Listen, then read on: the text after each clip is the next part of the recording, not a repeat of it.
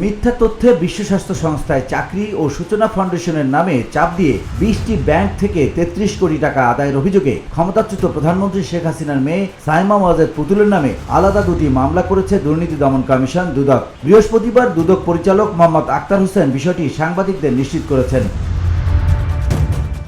একই সঙ্গে জীবন বৃত্তান্তে ভুয়া যোগ্যতা দেখিয়ে বিশ্ব স্বাস্থ্য সংস্থার দক্ষিণ পূর্ব এশিয়ার আঞ্চলিক পরিচালক পদে নিয়োগ লাভের অভিযোগে পুতুলের বিরুদ্ধে ক্ষমতার অপব্যবহার অভিযোগে আরও একটি মামলা করেছে দুদক। বসুন্ধরা, উত্তরা, বনশ্রী, কুড়িল ও বাড্ডা সহ রাজধানীর বিভিন্ন স্থানে অভিজাত ও অত্যাধুনিক মানের ফ্ল্যাট কেনার এক নির্ভরযোগ্য প্রতিষ্ঠান প্লেজেন্ট প্রপার্টিজ লিমিটেড। তাই আপনার স্বপ্নের আবাসনের জন্য আজই যোগাযোগ করুন।